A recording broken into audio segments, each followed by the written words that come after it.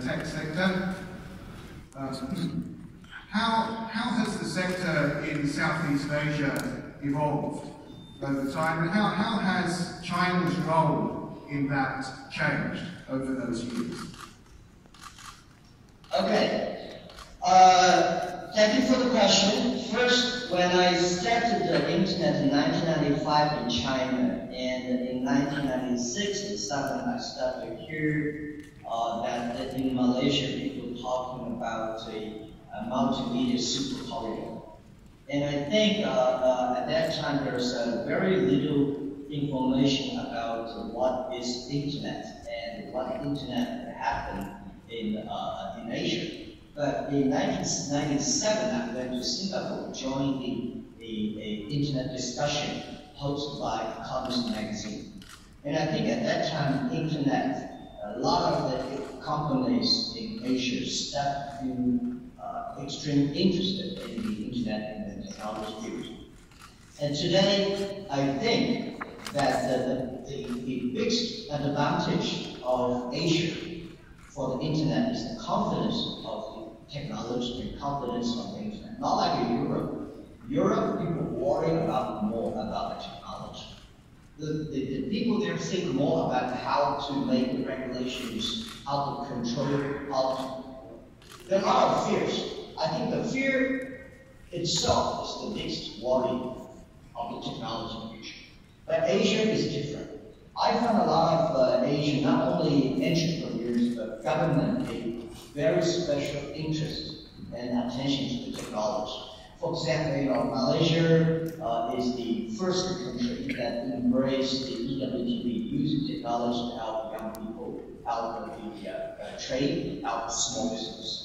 And Thailand, they had Thailand 4.0. India, they embraced the ATM, the new technology of payment. And Indonesia also have a special group of government officers discussing about the e-commerce in order to help their technology, their small business, the young people. And Pakistan even think about quickly using the 5Gs. So all these things shows that the Asian people, Asian countries, are embracing the technology much more aggressive. I just came back from the USA, came back from Europe 2 days ago. And in Europe, everybody talking about how we can control the regulations. In Asia, everybody is talking about how we can make it more inclusive. Electricity and cars are invented in Europe, but politically developed in America. So internet was developed in America, but I'm sure it will develop much quickly in Asia. The first technology revolution, the European got it. Second technology revolution, USA got it. And this is technology revolution. I'm very sure that Asian people, Asian entrepreneurs will catch this opportunity. It's the opportunity for Asia. And I think for China, I think China in the past 2 years, we mainly focused on developing ourselves. We, Alibaba, Tencent, Baidu, we think China is a huge opportunity. It's because a lot of infrastructures are not good. So that giving the opportunity for internet. As one of the panelists just said, we know a lot of problems locally.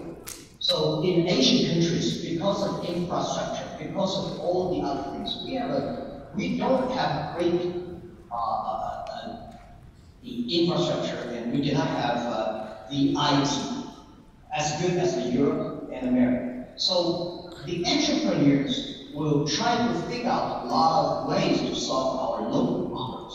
So China in the past 2 years, Tencent, Baidu, Alibaba, all these companies grow because we solve the China problems and using the internet, embracing the technology and change it. So I think now, because we're getting bigger, companies like Alibaba, we want to share our technology with the Asian countries. We think that the way that we live in China, the technology we develop in China, we also share it in Indonesia, Malaysia, Philippines, Singapore, Thailand. So I think that Asian countries, entrepreneurs should work together to solve the problems locally. and to use the technology and to be more open, more innovative, to solve the problem of poverty and improve inclusiveness and the problem of development. This is what we think China can take the responsibility and opportunity to also take. Thank you very much.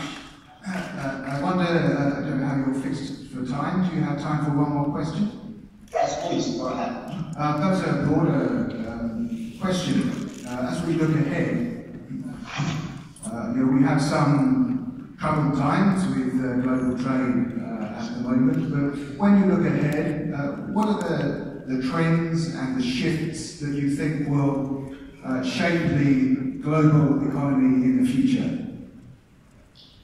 Yeah, I think this trade war is going to cause some problems for many countries, not only China and USA. It's going to affect almost any countries that connect these two countries. And this trade problem is going to be last very long. I think the solution for that and the shaper of the trade is the technology. The technology revolution is going to be huge. I think China and the US government and people should work together to solve the problem that we are going to face in the next 30 years. The technology is going to bring a lot of good things and also going to bring a lot of challenges. People worry about the artificial intelligence. People worry about the robots. People worry about the jobs. I think it is time that we're working together to solve this problem. When we solve this problem, this is a great opportunity for everybody. Because in the future, the trade is not about the B2C. The trade is about the C2B. In the future, the trade is not about made in America, made in China. It's going to be made in internet. In the future, the business model is going to, it's not, the import-export is not goes through the containers. It's going to go through the e-commerce, cross-border e-commerce. It's going to go through the packages delivery. So in the past, that is the 2018. You serve the 20 big companies and make 80% of the profit. But in the future, it's the 80-20. You serve the 80% of the small business, create jobs for the young people, and maybe only make 20% of the profit. So this is what I think. The world is changing very fast because of the DT. We are moving from IT technology to DT technology. So the thinking is different. It's not because the technology is different. It's the thinking behind the technology are so different. And I think I'm very